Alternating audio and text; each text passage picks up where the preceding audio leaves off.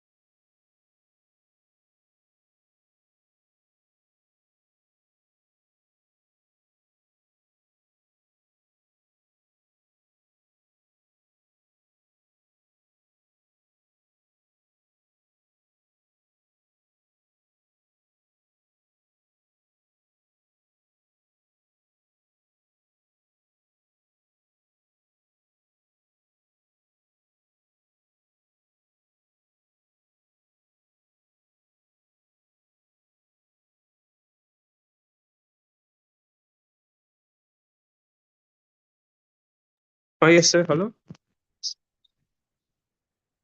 Yes, sir.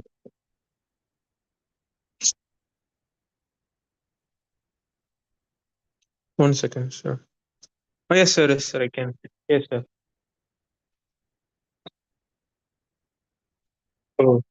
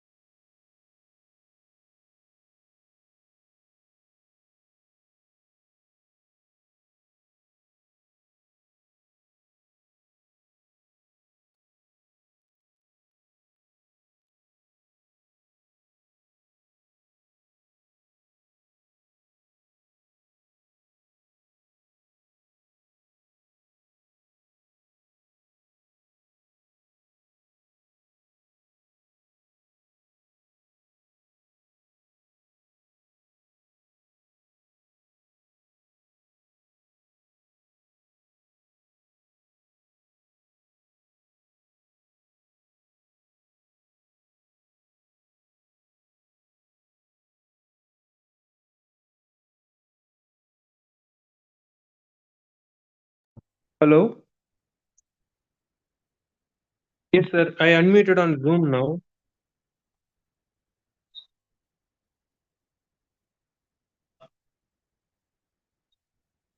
Yes, sir.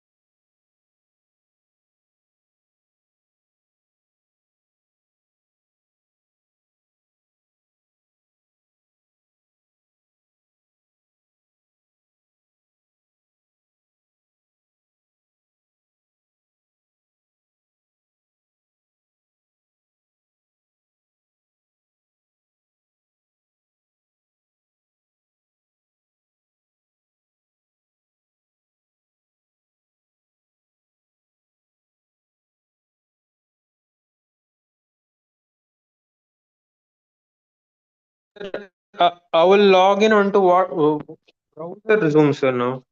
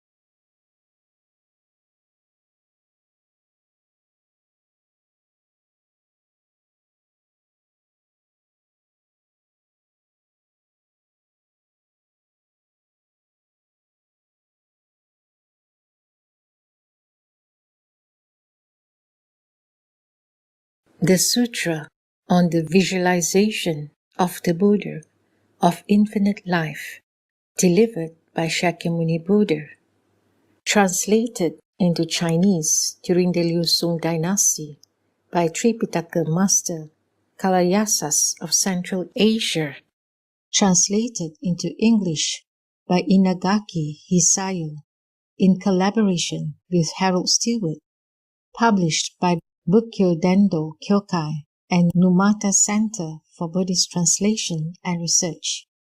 Verse for opening a sutra.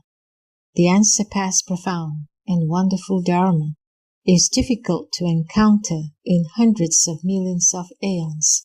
I now see and hear it, receive and uphold it, and I vow to fathom the Tathagata's true meaning. Thus have I heard. At one time, the Buddha was staying on Vulture Peak in Rajagraha with a great assembly of 1,250 monks. He was also accompanied by 32,000 bodhisattvas, led by Manjusri, the Dharma prince. At that time, in the great city of Rajagraha, there was a prince named Ajatasattu. Instigated by his wicked friend Devadatta, he seized his father, King Bimbisara, confined him in a room with walls 7 deep, and forbade all the court officials to visit the king. Vaidehi, the king's consort, was devoted to him. After having bathed and cleansed herself, she spread over her body ghee and honey mixed to a paste with wheat flour, filled her ornaments with grape juice, and secretly offered this food and drink to the king. He ate the flour paste, drank the juice, and then asked for water. Having rinsed his mouth, he joined his palms in reverence, and facing Vulture Peak, worshipped the World-Honored One from afar, and said, Mahamoggallana is my close friend. I beseech you to have pity on me and send him here to give me the 8 precepts. Then Mahamoggallana flew as swiftly as a hawk to the king. Day after day, he came like this to give the king the 8 precepts.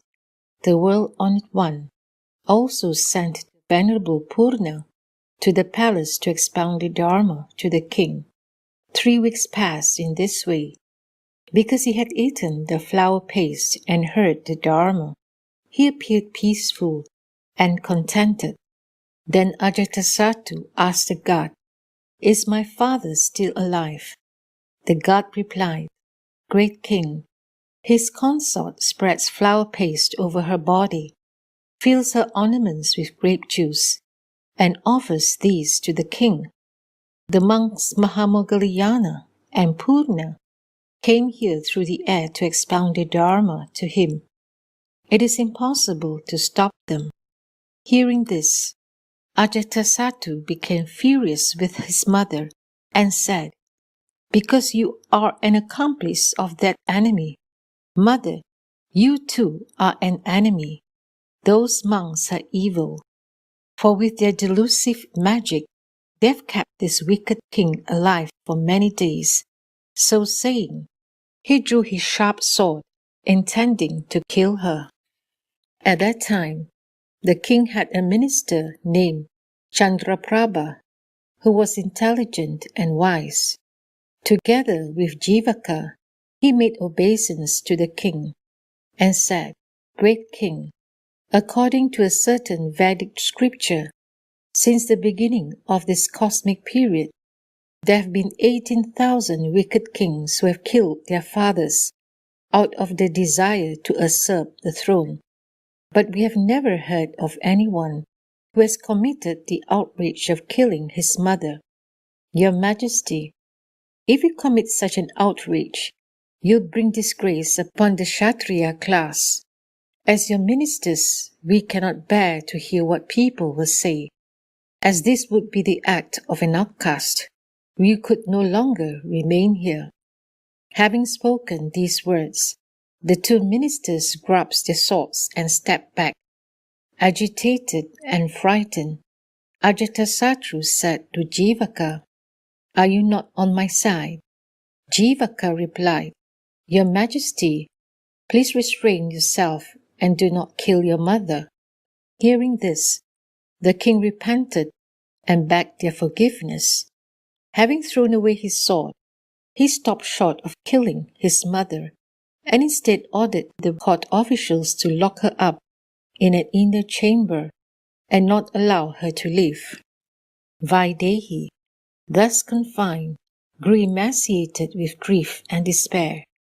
Facing Vulture Peak, she worshipped the Buddha from afar and said, "O Tathagata, world-honored one, you used to send Ananda to comfort me. Now I'm in deep sorrow and distress. Since there is no way of my coming to look upon your august countenance, world-honored one, I pray you send Venerable Mahamoggallana and Venerable Ananda here to see me." When she had said these words, tears of sorrow streamed down her cheeks like rain. Then she bowed towards the Buddha in the distance.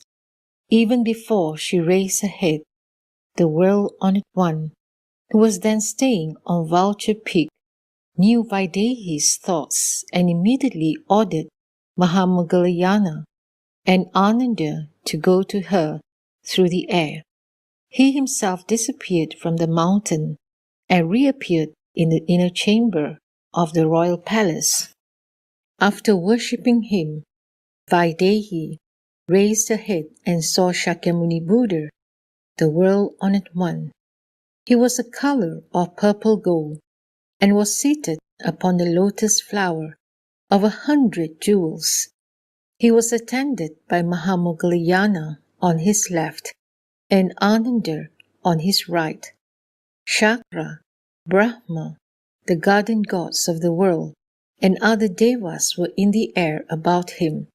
Scattering heavenly blossoms like rain, they pay homage to the Buddha. When she saw the world-honored one, Vaidehi tore off her ornaments and prostrated herself on the ground. Weeping bitterly, she said to the Buddha, "O world-honored one, what bad karma did I commit in former lives that I've given birth to such an evil son? I wonder, world-honored one, what karmic relations could have made you a relative of Devadatta? I beseech you, world-honored one, to reveal to me a land of no sorrow and no affliction where I can be reborn. I do not wish to live in this defiled and evil world of Jambudvipa, where there are hells, realms of hungry ghosts, animals, and many vile beings. I wish that in the future I shall not hear evil words or see wicked people. World-honored one, I now kneel down to repent and beg you to take pity on me. I entreat you, O sun-like Buddha, to teach me how to visualize a land of pure karmic perfection." Then the world-honored one sent forth from between his eyebrows a flood of light that was the color of gold and illuminated the innumerable worlds in the 10 directions. Returning to the Buddha, the light settled on his head and transformed itself into a golden platform resembling Mount Sumeru. On the platform appeared the pure and resplendent lands of all the Buddhas in the 10 directions. Some of these lands were made of the 7 kinds of jewels, some solely of lotus flowers, some resembled the palace in the heaven of free enjoyment of manifestations by others, while some were like a crystal mirror in which all the lands in the 10 directions were reflected. Innumerable Buddha lands like these, glorious and beautiful, were displayed to her. Vaidehi then said to the Buddha, "O world-honored one, these Buddha lands are pure and free of defilement, and all of them are resplendent. But I wish to be born in the land of utmost bliss, of Amitayus. I beseech you, world-honored one, to teach me how to contemplate that land and attain samadhi. The world-honored one smiled, and from his mouth came 5 colored rays of light, each shining on King Bimbisara's head. Although the old king was confined, with his unhindered mind's eye, he saw the world-honored one in the distance. He knelt down in homage to the Buddha and effortlessly made spiritual progress until he reached the stage of non-returner. Then the world-honored one said to Vaidehi, "Do you know that Amitayus is not far away? Fix your thoughts upon and contemplate that Buddha land. Then you will accomplish the pure acts. I shall describe it to you in detail with various illustrations so that all ordinary people in the future who wish to practice pure karma may also be born in that western land of utmost bliss. Whoever wishes to be born there should practice the 3 acts. First, caring for one's parents, attending to one's teachers and elders, compassionately refraining from killing, and doing the 10 good deeds. Second, taking the 3 refuges, keeping the various precepts and refraining from breaking the rules of conduct. And third, awakening aspiration for enlightenment, bodhicitta, believing deeply in the law of causality, chanting the Mahayana Sutras, and encouraging people to follow their teachings. These 3 are called pure karma. The Buddha further said to Vaidehi, "Do you know that these 3 acts are the pure karma practiced by all the Buddhas of the past, present, and future as the right course of enlightenment?" The Buddha said to Ananda and Vaidehi, listen carefully, and ponder deeply. I, the Tathagata, shall discourse on pure karma for the sake of all sentient beings of the future who are afflicted by the enemy, evil passions. It is very good, Vaidehi, that you have willingly asked me about this. Ananda, you must receive and keep the Buddha's words and widely proclaim them to the multitude of beings. I, the Tathagata, shall now teach you, Vaidehi, and all sentient beings of the future, how to visualize the western land of utmost bliss. By the power of the Buddha, all will be able to see the Pure Land as clearly as if one were looking at one's own reflection in a bright mirror. Seeing the utmost beauty and bliss of that land, they will rejoice and immediately attain insight into the non-arising of all dharmas. The Buddha said to Vaidehi, "You are unenlightened, and so your spiritual powers are weak and obscure. Since you have not yet attained the divine eye, you cannot see that which is distant. But the Buddha Tathagatas have special ways to enable you to see afar." Vaidehi said to the Buddha, "World-honored one, through the Buddha's power, even I have now been able to see that land. But after the Buddha's passing, sentient beings will become defiled and evil and be oppressed by the 5 kinds of suffering. How then will those beings be able to see the land of utmost bliss of Amitayus?" The Buddha said to Vaidehi, "You and other sentient beings should concentrate and with one pointed attention turn your thoughts westward. How do you contemplate? All sentient beings except those born blind, that is, all those with the faculty of sight, should look at the setting sun. Sit in the proper posture, facing west. Clearly gaze at the sun, with mind firmly fixed on it. Concentrate your sight, and do not let it wander from the setting sun, which is like a drum suspended above the horizon. Having done so, you should then be able to visualize it clearly, whether your eyes are open or closed. This is the visualization of the sun, and is known as a first contemplation.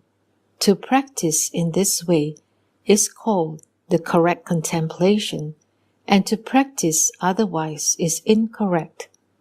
The Buddha said to Ananda and Vaidehi, after you have accomplished the first contemplation, next practice the visualization of water. Envision the western direction as entirely flooded by water. Then picture the water as clear and pure, and let this vision be distinctly perceived. Keep your thoughts from being distracted. After you have visualized the water, envision it becoming frozen. After you have visualized the ice as transparent to its depth, see it turning into beryl. When you have attained this vision, next imagine that the beryl ground shines brilliantly inside and out, and that this ground is supported from below by columns that are made of diamond and the 7 kinds of jewels, and hung with golden banners. These columns have 8 sides and 8 corners, each side being adorned with 100 kinds of jewels. Each jewel emits 1,000 rays of light, each ray in turn having 84,000 colors. As they are reflected on the beryl ground, they look like 1,000 kotis of suns, so dazzling that it is impossible to see them in detail. On this beryl ground, golden paths intercross like a net of cords. The land is divided into areas made of one or the other of the 7 jewels, so the partitions are quite distinct. Each jewel emits a flood of light in 500 colors. The light appears in the shape of a flower or a star or the moon suspended in the sky. It turns into a platform of light on which there are 10 million pavilions made of 100 kinds of jewels. Both sides of this platform are adorned with 100 kotis of flowered banners and innumerable musical instruments. As 8 pure breezes arise from the light and play the musical instruments, they proclaim the truths of suffering, emptiness, impermanence, and no self. This is the visualization of the water, and is known as a second contemplation. When you have attained this contemplation, visualize each object quite clearly without losing the image, whether your eyes are closed or open. Except when sleeping, always keep it in mind. To practice in this way is called the correct contemplation, and to practice otherwise is incorrect. The Buddha said to Ananda and Vaidehi, when the visualization of the water has been accomplished, it is called the general perceptions of the ground, of the land of utmost bliss. If you attain a state of samadhi, you will see this ground so clearly and distinctly that it will be impossible to describe it in detail. This is the visualization of the ground, and is known as a third contemplation. The Buddha said to Ananda, keep these words of the Buddha in mind and expound this method of visualizing the ground for the benefit of the multitude of future beings who will seek liberation from suffering. If one has attained a vision of the ground of that land, the evil karma that would bind one to birth and death for 80 kotis of kalpas will be extinguished, and so one will certainly be born in the Pure Land in the next life. Do not doubt this. To practice in this way is called the correct contemplation, and to practice otherwise is incorrect. The Buddha said to Ananda and Vaidehi, when you have accomplished visualization of the ground, next contemplate the jeweled trees. This is how to do so. Visualize each one and then form an image of 7 rows of trees, each being 8,000 yojanas high, and adorned with 7 jeweled blossoms and leaves. Each blossom and leaf has the colors of various jewels. From the pearl-colored blossoms and leaves issues forth a golden light. From the crystal-colored blossoms and leaves issues forth a crimson light. From the agate-colored blossoms and leaves issues forth a sapphire light. From the sapphire-colored blossoms and leaves issues forth a green pearl light. Coral, amber, and all the other jewels serve as illuminating ornaments. Splendid nets of pearls cover the trees. Between these 7 rows of nets covering each tree, there are 500 kotis of palaces adorned with exquisite flowers, like the palace of the Brahma king, where celestial children naturally dwell. Each of these children wears ornaments made of 500 kotis of chakra, abhilagna money gems, which light up 100 yojanas in all directions, like 100 kotis of suns and moons shining together, and so it is impossible to describe them in detail. Manifold jewels intermingle, producing the most beautiful colors. Rows of these jeweled trees are evenly arranged, and their leaves are equally spaced. From among the leaves appear wonderful blossoms, which spontaneously bear fruits of the 7 kinds of jewels. Each leaf is 25 yojanas in both length and breadth. Like the celestial ornaments, the leaves are of 1,000 colors and 100 patterns. These trees have marvelous blossoms, which are the color of gold, from the Jambu River, and spin like fire wheels among the leaves. From these blossoms appear various fruits, as from chakras vast, and from the fruits issue forth great floods of light, which transform themselves into banners and innumerable jeweled canopies. Inside the jeweled canopies can be seen reflections of all the activities of the Buddha throughout the universe of 1,000 million worlds. The Buddha lands in the 10 directions are also reflected in them. After you have seen these trees, visualize each detail in order: the trunks, branches, leaves, blossoms, and fruits, and let your vision of all of them be clear and distinct. This is the visualization of the trees, and is known as a 4th contemplation. To practice in this way is called the correct contemplation, and to practice otherwise is incorrect. The Buddha said to Ananda and Vaidehi, "When you have accomplished visualization of the trees, next contemplate the ponds. This is how to do so. In the land of utmost bliss, there are ponds of water possessing the 8 excellent qualities, each made of the 7 kinds of jewels that are soft and pliable. The water springing from a wish-fulfilling king money gem forms 14 streams. Each stream is the color of the 7 kinds of jewels. Its banks are made of gold, and its bed is strewn with diamond sand of many colors. In each stream there are 60 kotis of lotus flowers of the 7 kinds of jewels, which are round and symmetrical, measuring 12 yojanas in diameter. The water from the money gem flows among the flowers and meanders between the trees. As it ripples, it produces exquisite sounds, which proclaim the truths of suffering, emptiness, impermanence, and no self, and of the paramitas.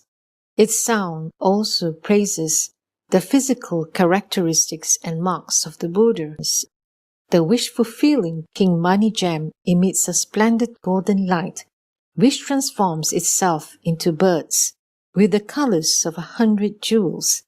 Their songs are melodious and elegant, constantly praising the virtue of mindfulness of Buddha, Dharma, and Sangha. This is the visualization of the water, possessing the 8 excellent qualities, and is known as the 5th contemplation. To practice in this way is called the correct contemplation, and to practice otherwise is incorrect. The Buddha said to Ananda and Vaidehi, in each region of this jeweled land, there are 500 kotis of jeweled pavilions in which innumerable devas play heavenly music. There are also musical instruments suspended in the sky, which, like those on the heavenly jeweled banners, spontaneously produce tones even without a player. Each tone proclaims the virtue of mindfulness, of Buddha, Dharma, and Sangha. When this contemplation has been accomplished, it is known as a general perception of the jeweled trees, jeweled ground, and jeweled ponds of the land of utmost bliss. This is a composite visualization and is called the 6th contemplation. Those who have perceived these objects will be rid of extremely heavy evil karma, which they have committed during innumerable kalpas, and will certainly, after death, be born in that land. To practice in this way is called the correct contemplation, and to practice otherwise is incorrect. The Buddha said to Ananda and Vaidehi, listen carefully, and ponder deeply. I will expound for you the method of removing suffering. Bear my words in mind and explain them to the multitude of beings. When these words were spoken, Amitayus appeared in the air above, attended on his left and right by the 2 Mahasattvas, Avalokiteshvara and Mahastamaprapta. So brilliant was their radiance that it was impossible to see them in detail. They could not be compared even with 100,000 nuggets of gold from the Jambu River.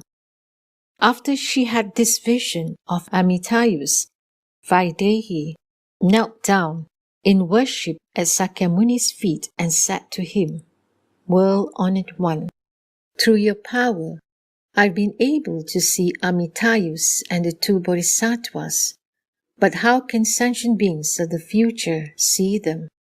The Buddha said to Vaidehi, those who wish to see that Buddha should form an image of a lotus flower on the 7 jeweled ground.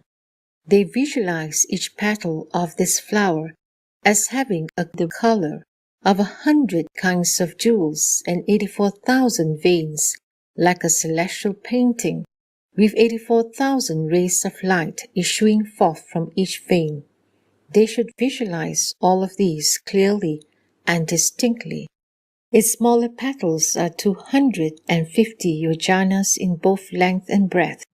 This lotus flower has 84,000 large petals. Between the petals there are 100 kotis of king money gems as illuminating adornments. Each money gem emits 1,000 rays of light which, like canopies made of the 7 kinds of jewels, cover the entire earth. The dais is made of chakra abhilagna money gems and is decorated with 80,000 diamonds, Kimsuka gems, Brahma money gems, and also with exquisite pearl nets. On the dais, 4 columns with jeweled banners spontaneously arise, each appearing to be as large as 1,000 million kotis of Mount Sumerus. On the columns rests a jeweled canopy, similar to that in the palace of the Yama heaven. It is also adorned with 500 kotis of excellent gems, each emitting 84,000 rays, shining in 84,000 different tints of golden color. Each golden light suffuses this jeweled land and transforms itself everywhere into various forms such as diamond platforms, nets of pearls, and nebulous clusters of flowers. In all the 10 directions, it transforms itself into anything according to one's wishes and performs the activities of the Buddha.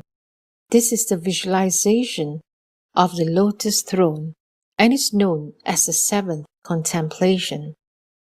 The Buddha further said to Ananda, this majestic lotus flower was originally produced by the power of Bhikshu Dharmakara's original vow.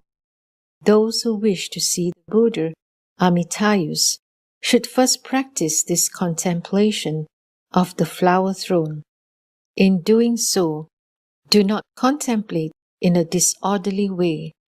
Visualize the objects one by one, each petal, each gem, each ray of light, each dais, and each column.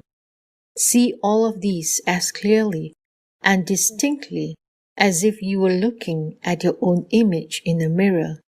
When this contemplation is accomplished, the evil karma that would bind you to birth and death for 500 kotis of kalpas will be extinguished, and you will certainly be born in the land of utmost bliss.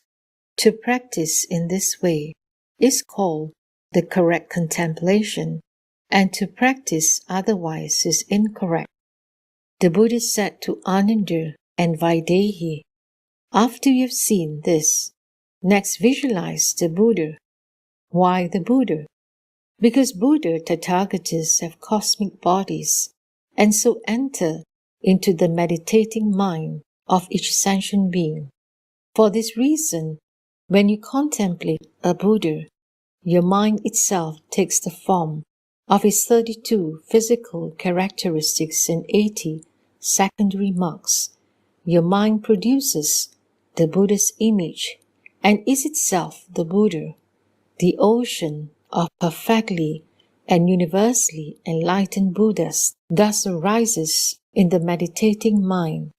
For this reason, you should single-mindedly concentrate and deeply contemplate the Buddha Tathagata, Arhat, and perfectly enlightened one.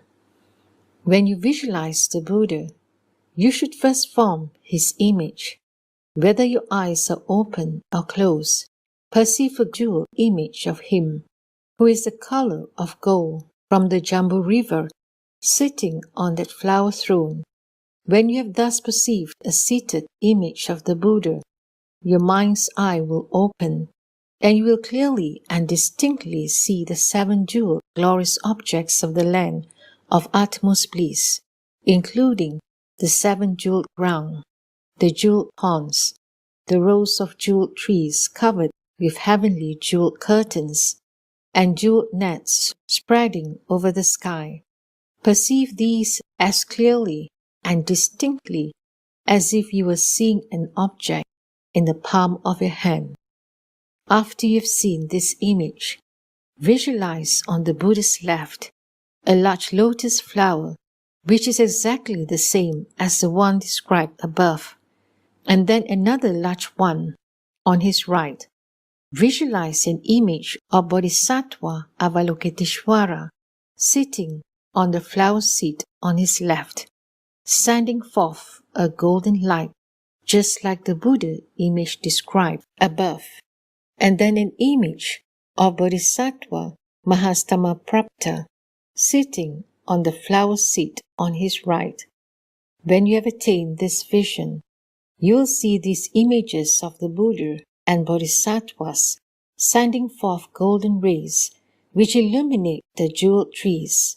Under each tree, there are also 3 lotus flowers with images of a Buddha and 2 Bodhisattvas sitting on them, so that the land is completely filled with such images. When you have attained this vision, you will perceive the streams, rays of light, jeweled trees, ducks, geese, male and female mandarin ducks, and so forth, all expounding the wonderful Dharma. Whether in meditation or not, you will always hear the wonderful Dharma.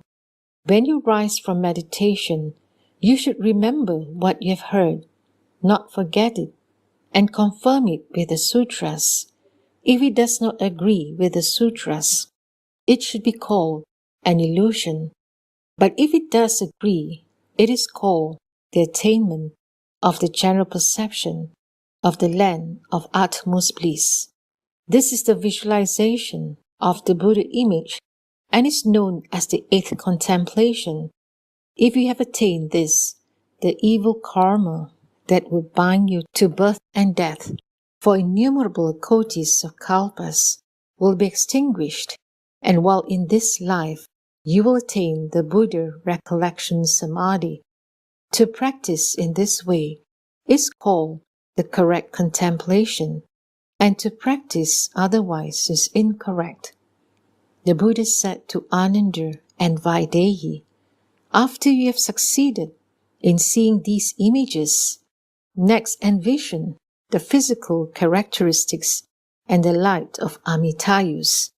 Ananda, you should realize that his body is as glorious as 1,000 million kotis of nuggets of gold from the Jambu River of the Yama heaven, and that his height is 600,000 kotis of nayutas of yojanas, multiplied by the number of the sands of the Ganges River. The white tuft of hair curling to the right between his eyebrows is 5 times as big as Mount Sumeru. His eyes are clear and as broad as the 4 great oceans. Their blue irises and whites are distinct. From all the pores of his body issues forth a flood of light as magnificent as Mount Sumeru. His aureole is as broad as 100 kotis of universes, each containing 1,000 million worlds. In this aureole reside transformed Buddhas numbering as many as 1,000,000 kotis of nayutas, multiplied by the number of the sands of the Ganges River. Each Buddha is attended by innumerable and countless transformed bodhisattvas. Buddha Amitayus possesses 84,000 physical characteristics, each having 84,000 secondary marks of excellence. Each secondary mark emits 84,000 rays of light. Each ray of light shines universally upon the lands of the 10 directions, embracing and not forsaking those who are mindful of the Buddha. It is impossible to describe in detail these rays of light, physical characteristics and marks, transformed Buddhas, and so forth, but you can see them clearly with your mind's eye through contemplation. Those who have envisioned them see all the Buddhas of the 10 directions. Because they see the Buddhas, this is called the Buddha recollection samadhi. To attain this contemplation is to perceive the bodies of all the Buddhas. By perceiving this, one also realizes the Buddha's mind. The Buddha's mind is great compassion.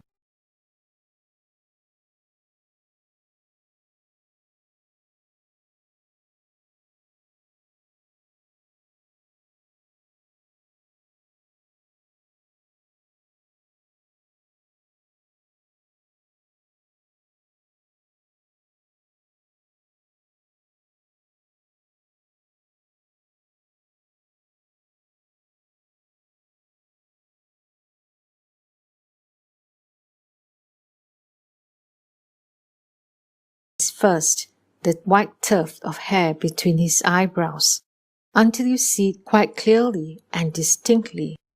When you visualize it, all the 84,000 physical characteristics will spontaneously become manifest. When you see Amitayus, you will also see innumerable Buddhas of the 10 directions. Having visualized these innumerable Buddhas, you will receive from each the prediction of your future Buddhahood. This is a general perception of all the physical characteristics of the Buddha and is known as the 9th contemplation. To practice in this way is called the correct contemplation, and to practice otherwise is incorrect. The Buddha said to Ananda and Vaidehi, after you've seen Amitayus clearly and distinctly, next visualize Bodhisattva Avalokiteshvara. His height is 80 kotis of nayutas of yojanas, multiplied by the number of the sands of the Ganges river. His body is a color of purple gold, and on the top of his head is a mound surrounded by an aureole with a radius of 100,000 yojanas, in which there are 500 transformed Buddhas. Each transformed Buddha resembles Shakyamuni and is attended by 500 transformed bodhisattvas and innumerable devas. In the light emanating from his entire body are seen the sentient beings of the 5 realms of samsara in all their distinct physical forms. On his head, he wears a heavenly crown made of chakra abhilakna mani gems, on which stands a transformed Buddha, Amitayus, measuring 25 yojanas in height. The face of Bodhisattva Avalokiteshvara is the color of gold from the Jambu river, while the tuft of hair between his eyebrows has the colors of the 7 kinds of jewels, and from it issue forth 84,000 different rays of light. In each of these rays dwell innumerable and countless hundreds of thousands of transformed Buddhas, each attended by countless transformed bodhisattvas, all of whom manifest in various forms at will, filling completely the worlds of the 10 directions. Avalokiteshvara's arms are the color of red lotus flowers.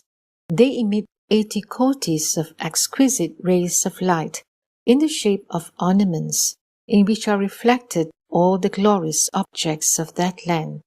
The palms of his hands are the color of 500 kotis of various lotus flowers. Each of his 10 fingertips bears 84,000 signs, like impressed patterns, each with 84,000 colors. Each color, in turn, emits 84,000 delicate rays of light, illuminating all beings. With his jeweled hands, he welcomes and guides sentient beings. When he lifts one of his feet, the mark of 1,000 spoke wheel on its sole spontaneously changes into a pedestal, which emits 500 kotis of light rays. When he puts his foot down, flowers made of diamond and money gems scatter, covering everywhere. All the other physical characteristics and marks that he fully possesses are the same as the Buddha's, except for the mound on his head and the uppermost invisible part, which are not equal to those of the world-honored one. This is the visualization of the true physical features of Bodhisattva Avalokiteshvara, and is known as the 10th contemplation. Then the Buddha said to Ananda, those who wish to see Bodhisattva Avalokiteshvara should follow the method of contemplation just mentioned. Those who practice this contemplation will not encounter any misfortune, but will be freed from karmic hindrances and rid of the evil karma that would bind them to birth and death for innumerable kalpas. If you only will obtain immeasurable merit, and so how much more merit will you acquire if you clearly visualize him? Those who wish to see Bodhisattva Avalokiteshvara should first envision the mount on his head, and next his heavenly crown. Then they should visualize the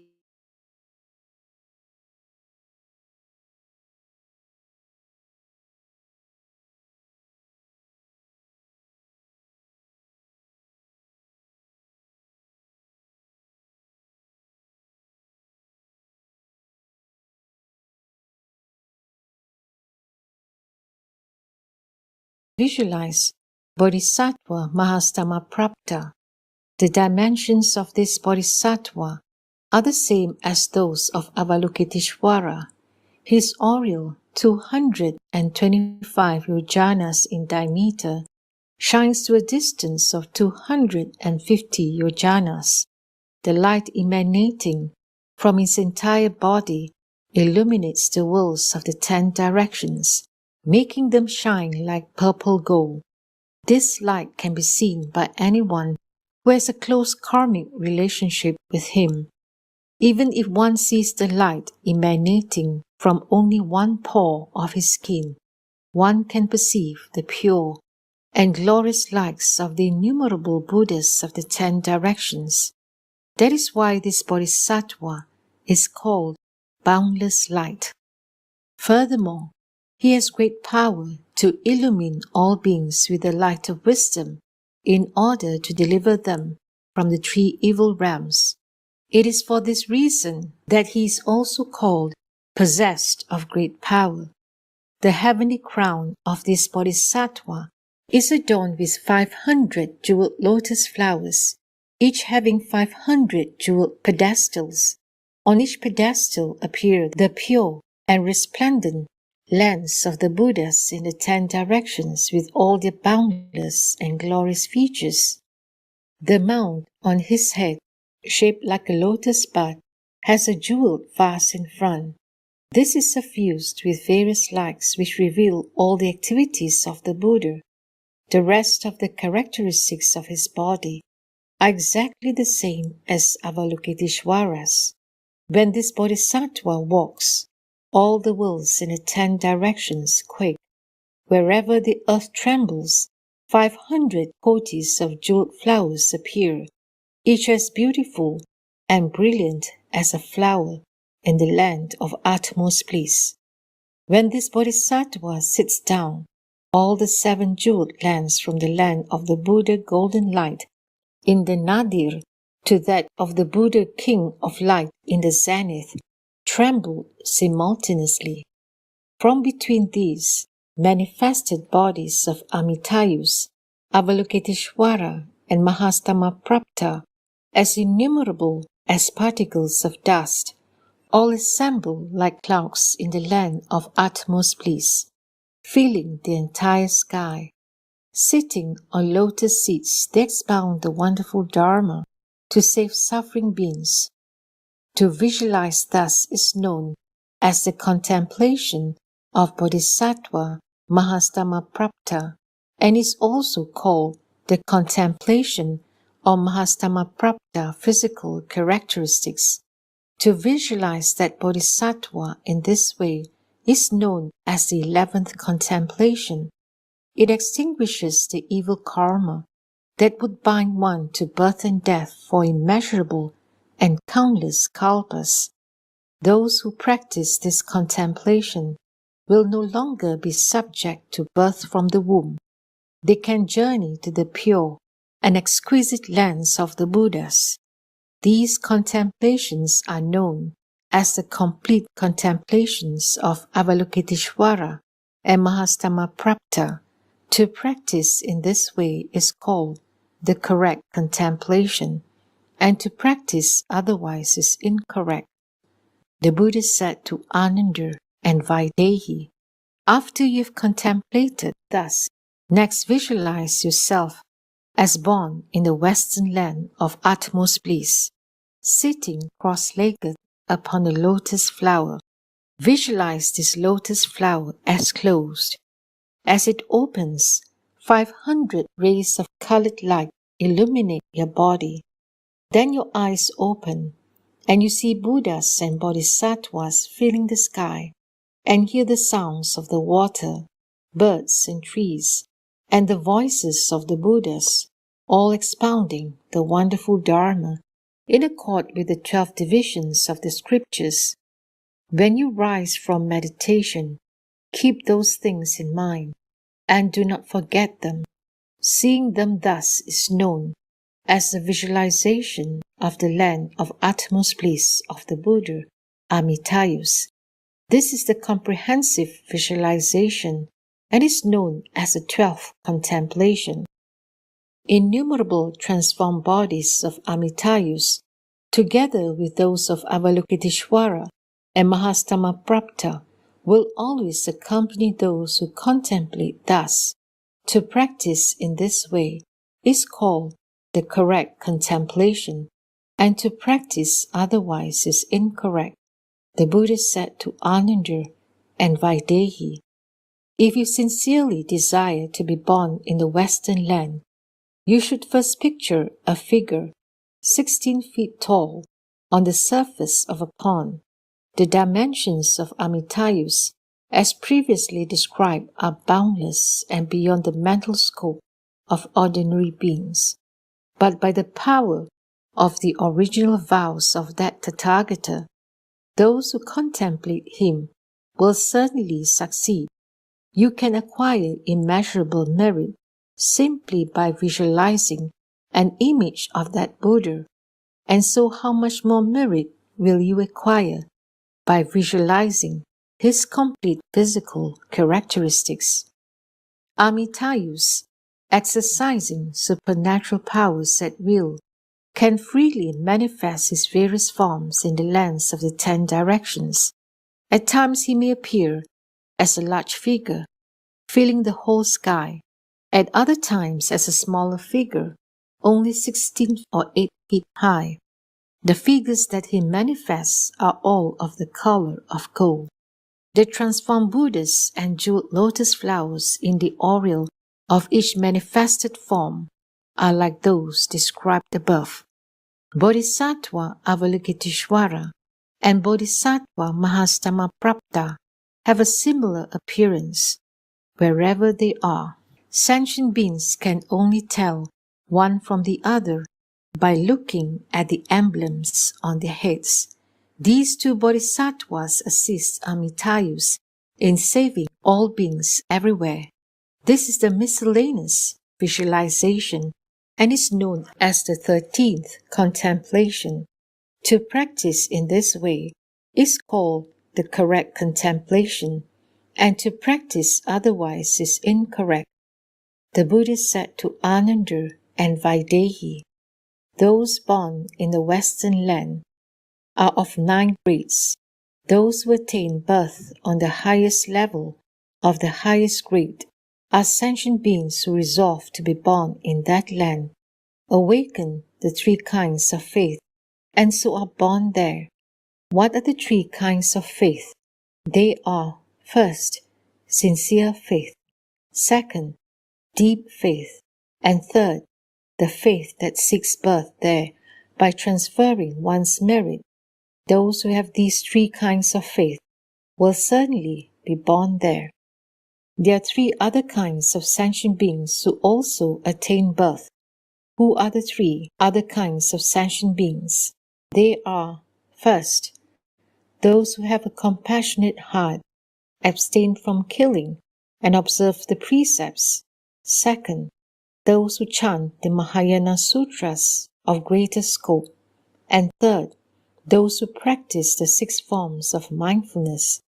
They aspire to be born in that Buddha land by transferring there the merit of practice. With the merit acquired from doing these acts for 1 to 7 days, they attain birth. When an aspirant is about to be born in that land, through dedicated and undaunted practices, the Tathagata Amitayus arrives together with Avalokiteshvara, Mahastamaprapta, innumerable transformed Buddhas, a great assembly of 100,000 monks and Shravakas, innumerable devas in 7 jeweled palaces. Bodhisattva Avalokiteshvara, carrying a Vajra seat, together with Bodhisattva Mahastamaprapta, approaches the aspirant. Amitayus releases a great flood of light that illuminates the aspirant's body, and along with the bodhisattvas extends his hands in welcome. Avalokiteshvara and Mahastamaprapta, together with innumerable bodhisattvas, praise and encourage the aspirant. Seeing this, the aspirant rejoices so greatly as to dance.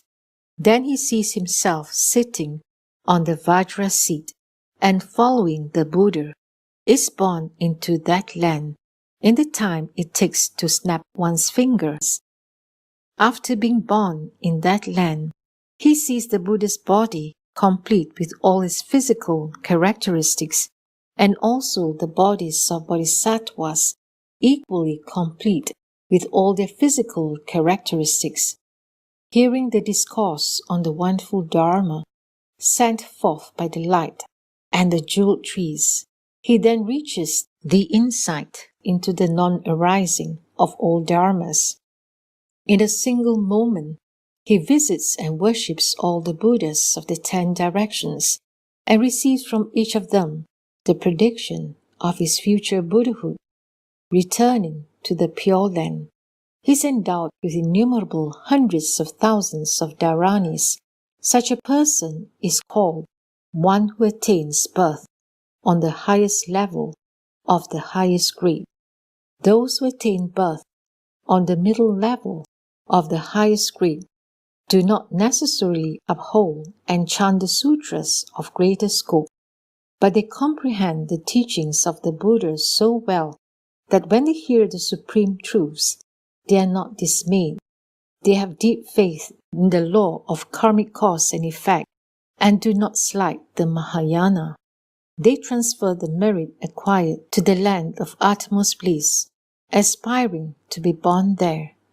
When such an aspirant is about to die, Amitayus appears before him, surrounded by Avalokiteshvara, Mahastamaprapta, and innumerable sages and attendants, carrying a purple gold lotus seed. The Buddha praises him, saying, "Son of the Dharma, because you have practiced the Mahayana and appreciate the supreme truths, I have come to welcome you." So saying, he and 1,000 transformed Buddhas extend their hands all at once toward the aspirant, who, seeing himself sitting on the purple gold seat, joins his palms and praises the Buddhas. In an instant, he is born in the 7-jeweled pond of that land. The purple gold seed has become like a great jeweled flower which opens after one night. The body of the aspirant has become the color of purple gold, and beneath his feet are 7 jeweled lotus flowers. The Buddha and Bodhisattvas together release a flood of light that illuminates the aspirant's body. His eyes open, and because of the store of merit from his previous life, he hears voices everywhere expounding only the most profound and supreme truths. Descending from his golden seat, he bows with joined palms and praises the Buddha, the world-honored one. After 7 days, he immediately reaches the stage of non-retrogression for realizing highest, perfect enlightenment. He is also able to fly in the 10 directions as he wishes, and to reveal all the Buddhas and learn various samadhis from them. After the lapse of a smaller kalpa, he attains the insight into the non-arising of all dharmas, and receives from each Buddha the prediction of his future Buddhahood. Such a person is called one who attains birth on the middle level of the highest grade. Those who attain birth on the lowest level of the highest grade likewise accept the law of karmic cause and effect, do not speak slightingly of the Mahayana, and awaken aspiration for highest enlightenment. They transfer the merit acquired to the land of utmost bliss, aspiring to be born there. When such an aspirant is about to die, Amitayus, together with Avalokiteshvara, Mahastamaprapta, and a host of attendants come to welcome him, bringing a golden lotus flower and manifesting 500 transformed Buddhas. Those transformed Buddhas extend their hands all at once and praise the aspirant, saying, "Son of the Dharma, since you have awakened pure aspiration for highest enlightenment, we have come to welcome you." When he has viewed all this, the aspirant finds himself seated upon a golden lotus flower, which then closes. Following the world-honored one, he immediately attains birth on the 7-jeweled pond. After a day and night, the lotus flower opens, and within 7 days, the aspirant beholds the Buddha.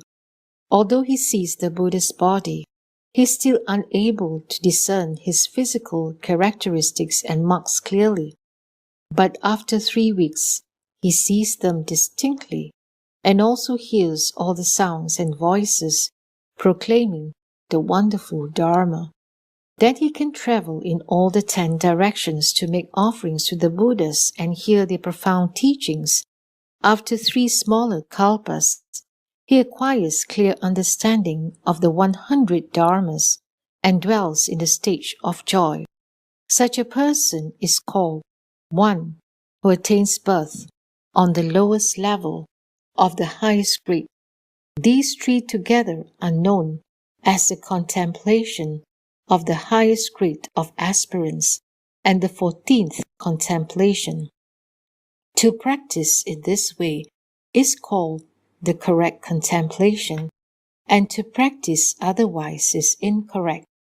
The Buddha said to Ananda and Vaidehi, those who attain birth on the highest level of the middle grade are the sentient beings who keep the 5 precepts, observe the 8 abstinences, practice in compliance with various precepts, and abstain from committing the 5 grave offenses and other transgressions.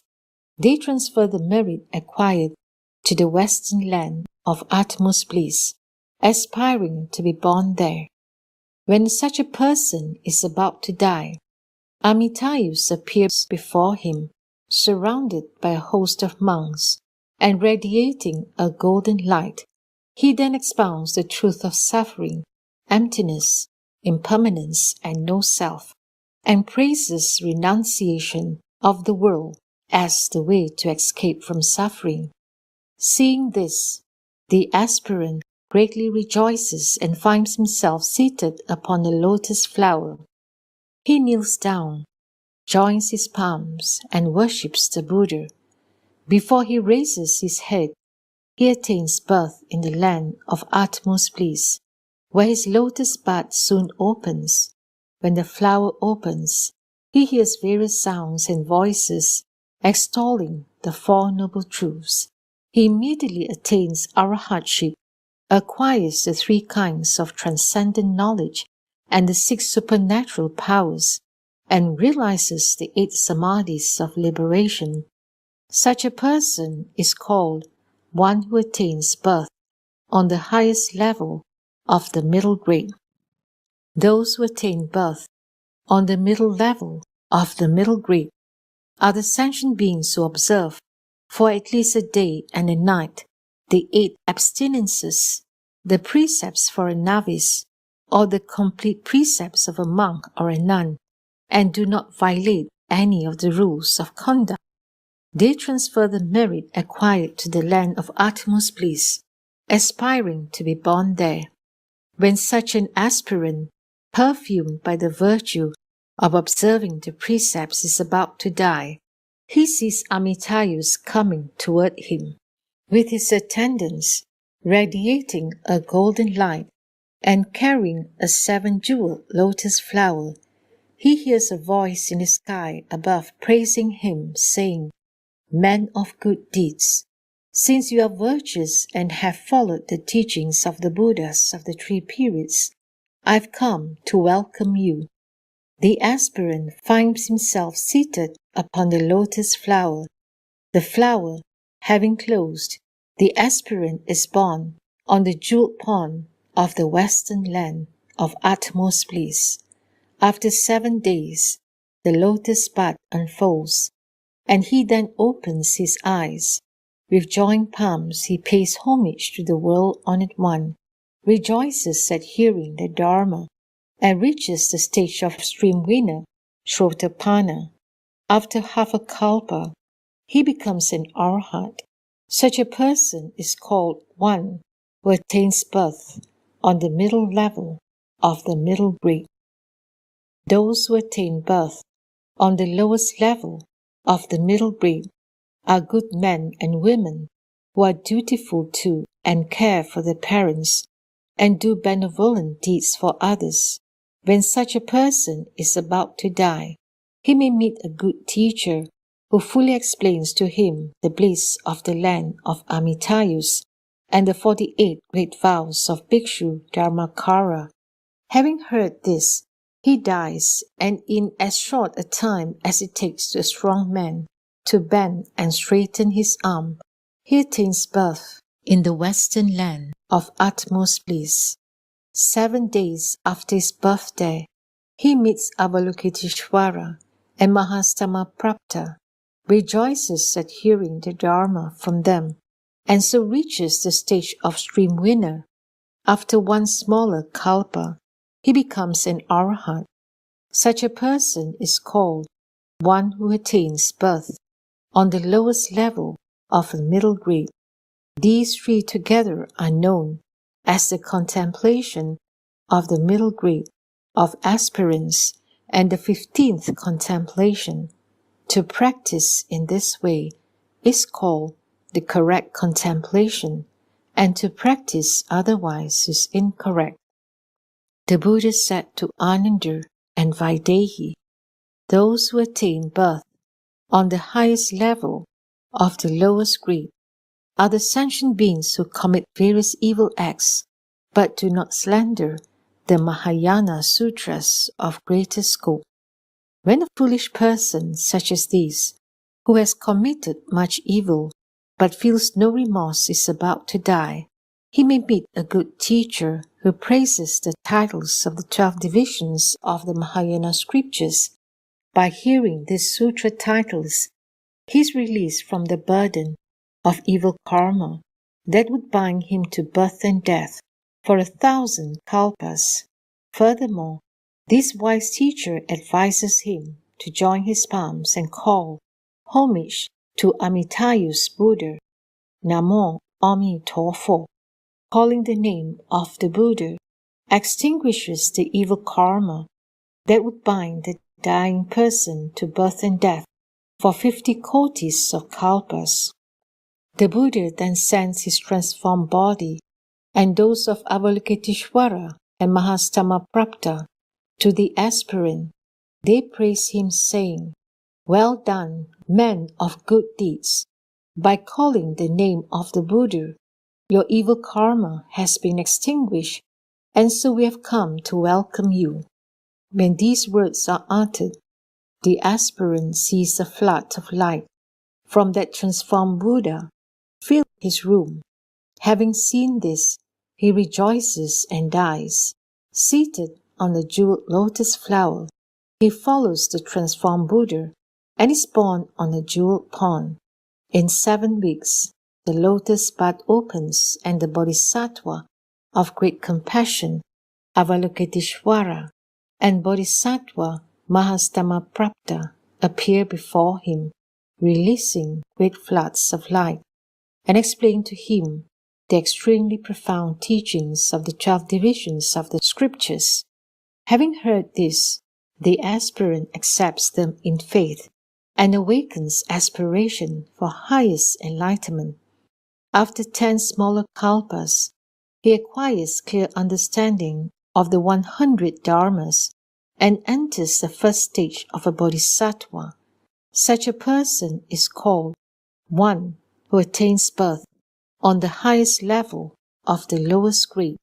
Thus he is born by hearing the name of Buddha, Dharma, and Sangha, that is the 3 treasures. The Buddha said to Ananda and Vaidehi, those who attain birth on the middle level of the lowest grade are the sentient beings who violate the 5 precepts, the 8 precepts, or the complete precepts of a monk or a nun. A foolish person such as these steals from the Sangha, or takes the personal belongings of monks, or preaches the Dharma with impure motives, but feels no remorse. Thus he defiles himself by evil karma, and because of this he is liable to fall into hell.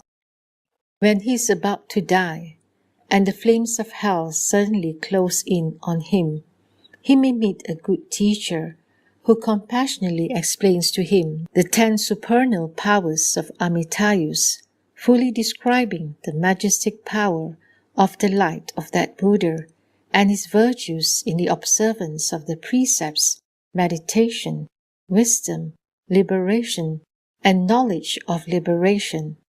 When he has heard this, the evil karma that would bind him to birth and death for 80 kotis of kalpas are extinguished.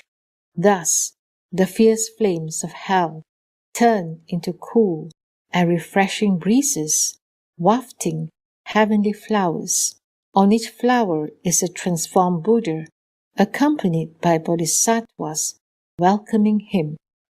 In an instant, he attains birth within the lotus bud on the 7th jewel pond. After 6 kalpas, the lotus bud opens, and then Avalokiteshvara and Mahastamaprapta comfort him with their noble voices and teach him profound Mahayana sutras. Upon hearing these, he immediately awakens aspiration for highest enlightenment. Such a person is called one who attains birth on the middle level of the lowest grade. The Buddha said to Ananda and Vaidehi, those who attain birth on the lowest level of the lowest grade are the sentient beings who commit such evils as the 5 grave offenses, the 10 evil acts, and all kinds of immorality. Owing to such evil karma, a fool like this will fall into evil realms and suffer endless agony for many kalpas.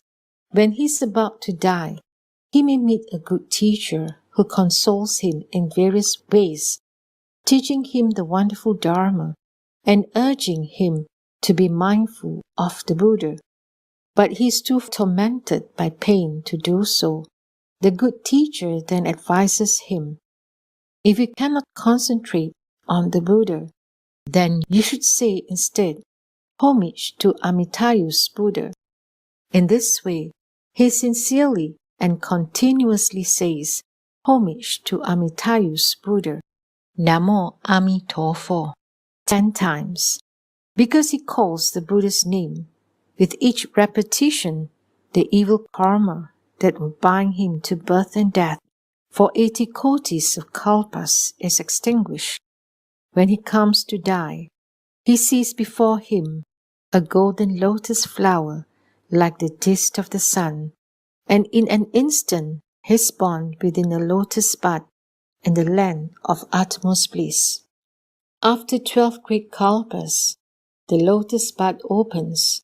When the flower opens, Avalokiteshvara and Mahastamaprapta teach him with voices of great compassion the method of extinguishing evil karma through the realization of the suchness of all dharmas. Hearing this, he rejoices and immediately awakens aspiration for enlightenment. Such a person is called one who attains birth on the lowest level of the lowest grade. These 3 together are known as the contemplation of the lowest grade of aspirants and the 16th contemplation. As the Buddha delivered these words, Vaidehi and her 500 female attendants listened to his teaching. Having envisioned the boundless features of the land of utmost bliss, of the Buddha Amitayus, and of the 2 bodhisattvas, Vaidehi rejoiced in her heart. Wonderstruck at this revelation, she attained great awakening with clarity of mind and insight into the non-arising of all dharmas. Her 500 female attendants awakened aspiration for highest, perfect enlightenment and desired to be born in that land. The World-Honored One gave them all assurances that they would be born there and that they would then gain the samadhi of being in the presence of all the Buddhas. Innumerable devas also awakened aspiration for highest enlightenment. Then Ananda rose from his seat, stepped forward and said to the Buddha, "World-honored one, what should we call this sutra, and how should we receive and retain the essentials of its teaching?" The Buddha answered, "Ananda, this sutra is called the visualization of the land of utmost bliss, of the Buddha Amitayus, and of Bodhisattva Avalokiteshvara and Bodhisattva Mahastamaprapta. It is also called the purification and elimination of karmic hindrances for attaining birth in the presence of all the Buddhas. Hold fast to this sutra and do not forget it. Those who practice this samadhi will be able to see during their lifetime the Buddha Amitayus and the two Mahasattvas. If good men or women simply hear the name of this Buddha or the names of those two Bodhisattvas, the evil karma that would bind them to birth and death for innumerable kalpas will be extinguished. And so, how much more merit will they acquire if they concentrate on them? You should know that all who are mindful of that Buddha are like white lotus flowers among humankind. Bodhisattva Avalokiteshvara and Bodhisattva Mahastamaprapta become their good friends. They will sit in the seat of enlightenment and be born into the family of the Buddhas. The Buddha further said to Ananda, "Bear these words well in mind. To bear these words in mind means to hold fast to the name of Buddha Amitayus." When the Buddha had spoken thus, Venerable Mahamoggallana, Venerable Ananda, Vaidehi, and all the others greatly rejoiced to hear the Buddha's discourse. Then the world-honored one returned to Vulture Peak through the air. There Ananda fully explained to the assembly what had happened. Innumerable humans, devas, nagas, yakshas, and all other beings greatly rejoiced to hear the Buddha's teaching. Having worshipped the world-honored one, they departed.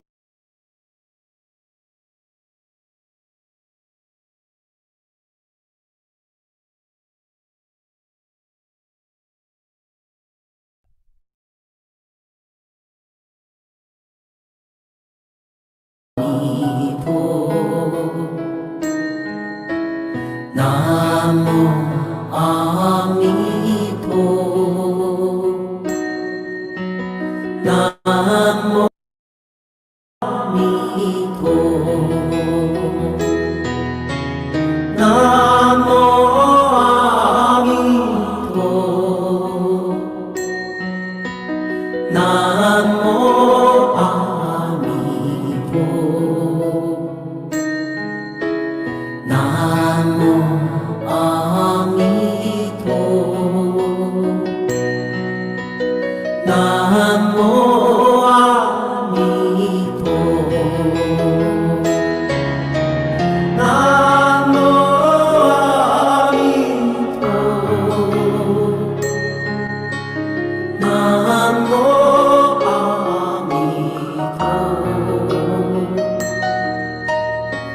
Namo Amito. Namo Amito. Namo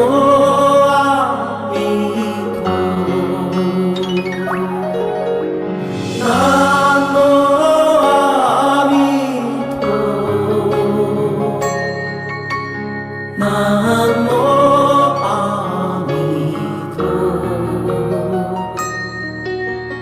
Namo Amito.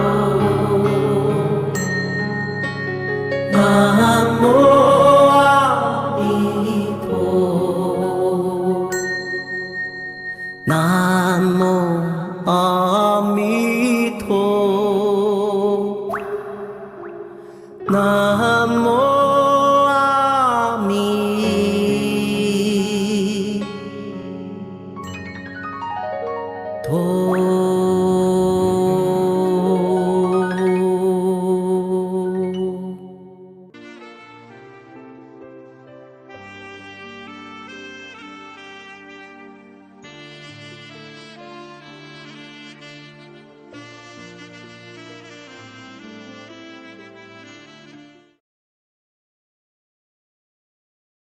Iconic Europe. 17 days, just 4749, including flights with Holiday Max.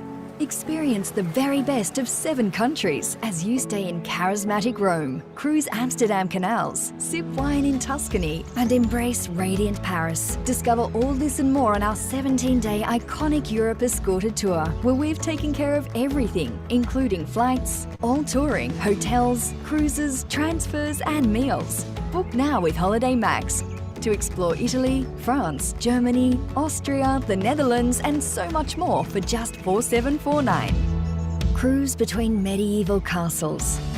Feast at an authentic German beer hall. Discover quintessential picture-perfect villages and wander fairy tale towns.